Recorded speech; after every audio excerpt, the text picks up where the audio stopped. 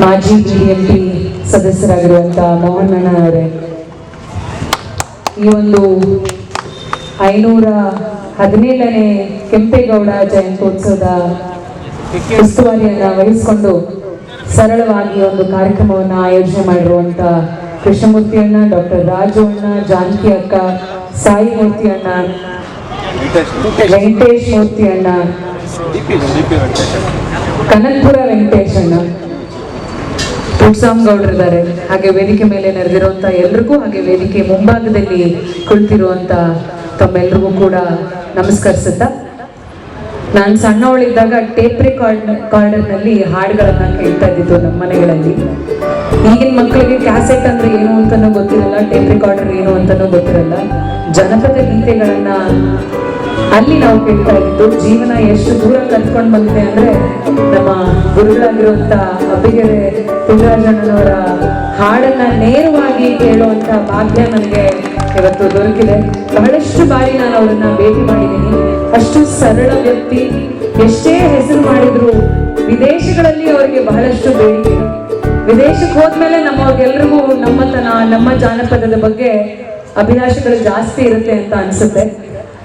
ಗುರುಗಳವರ ಹಾಡನ್ನ ನಾವು ನೇರವಾಗಿ ಕೇಳುವಂತ ಭಾಗ್ಯ ನನಗೆ ದೊರಕಿದ್ದು ತುಂಬ ಹೃದಯದ ಧನ್ಯವಾದಗಳನ್ನ. ನಮಗೆ ನೀವಿಷ್ಟು ಅದ್ಭುತವಾಗಿ ಜಾನಪದ ಗೀತೆಯನ್ನ ಹಾಡ್ತಾ ಎಲ್ಲರನ್ನೂ ಕೂಡ ರಂಜಿಸುವಂತ ಕೆಲಸವನ್ನ, ನಮ್ಮ ಕಲೆ, ನಮ್ಮ ಸಂಸ್ಕೃತಿ, ನಮ್ಮ ಜಾನಪದವನ್ನ ಉಳಿಸುವಂತ ಕೆಲಸವನ್ನ ತಾವು ಮಾಡ್ತಿದ್ದೀರಿ. ನಿಮ್ಗೆ ನಾನು ವಿಶೇಷವಾಗಿ ಕೃತಜ್ಞತೆಗಳನ್ನ ಹೇಳಲಿಕ್ಕೆ ಬಯಸ್ತಾ, ನಮ್ಮ ಶೇಖರಣ್ಣ ಎಲ್ಲರೂ ಇಲ್ಲಿ ಈ ಕಾರ್ಯಕ್ರಮವನ್ನ ಆಯೋಜನೆ ಮಾಡಿದ್ದಾರೆ. ಮಳೆರಾಯನ ಅನುಗ್ರಹನೂ ಕೂಡ ಆಗ್ತಾ ಇದೆ.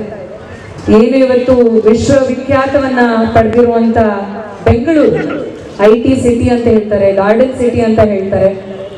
ಎಷ್ಟು ಹೆಸರನ್ನ ಮಾಡಿ ಇಡೀ ರಾಜ್ಯದ ಜನಗಳು ಬಂದು ಬೆಂಗಳೂರಿನಲ್ಲಿ ಬದುಕನ್ನ ಕಟ್ಕೊಳ್ಳುವಂತ ಕೆಲಸವನ್ನ ಮಾಡಿದ್ದಾರೆ.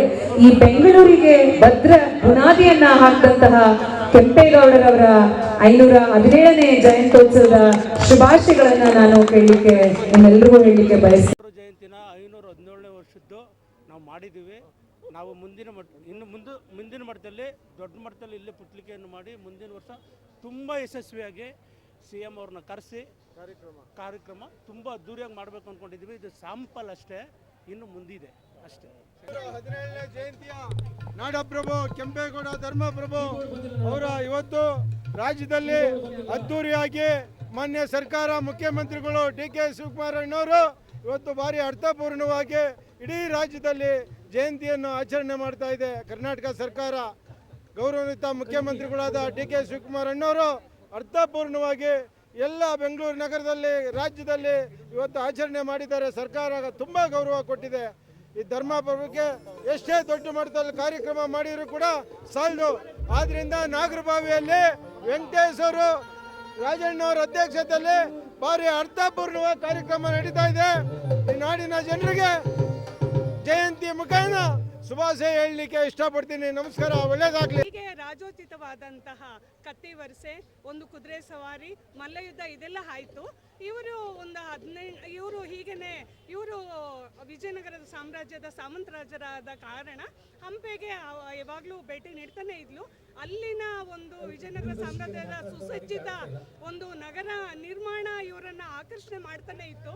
ನೋಡಿ 18ನೇ ವರ್ಷದಲ್ಲಿ ಇವರು ಅದನ್ನೆಲ್ಲ ನೋಡಿ ಈ ಥರ ನಾನು ಅಲ್ಲಿ ಏನು ಕಲ್ಲಿನಲ್ಲಿ ಅರಳಿರುವ ಒಂದು ಕಲಾಕೃತಿಗಳ ಸಪ್ಪಳಕ್ಕೆ ಕಣ್ಮನ ನೋಡಿ ಸವಿಯುವುದಕ್ಕೆ ಈ ಥರ ಒಂದು ಇರ್ತಕ್ಕಂಥ ಒಂದು ಸುಸಜ್ಜಿತ ನಗರ ನಿರ್ಮಾಣವು ಇವರನ್ನ ಮನಸ್ಸಿನ ಸೂರೆಗೊಂಡು ಇದೇ ಒಂದು ಬೆಂಗಳೂರಿನ ನಿರ್ಮಾಣಕ್ಕೆ ಇದೇ ಒಂದು ಸ್ಫೂರ್ತಿ. ಇದು 18ನೇ ವಯಸ್ಸಿನಲ್ಲಿ ಪಟ್ಟಾಭಿಷೇಕ ಆದ ನಂತರ ಇದು 1530ರಲ್ಲಿ ಕೃಷ್ಣದೇವರಾಯರು ಮರಣ ಆಗುತ್ತೆ.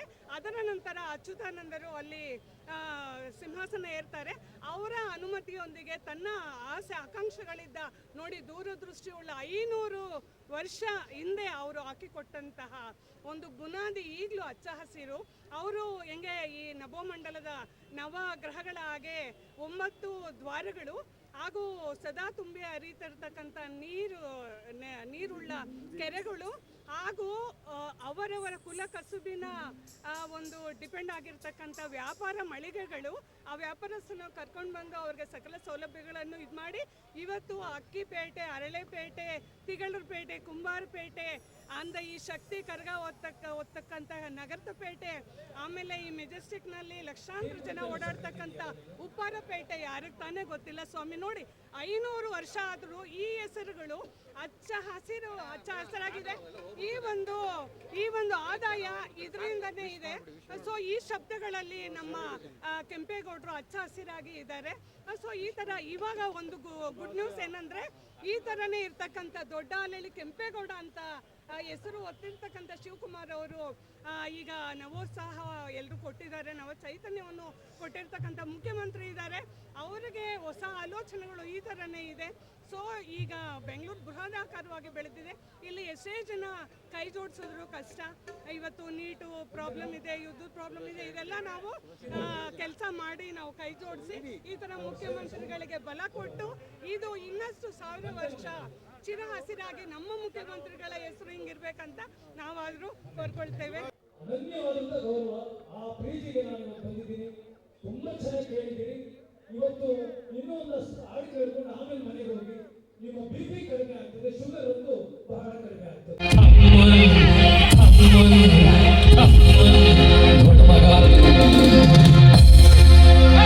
ತಿಪ್ಪರಳ್ಳಿ ಬೋರಣ್ಣವರ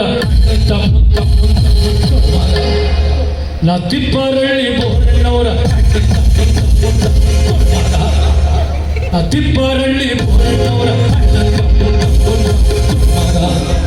ನಾನು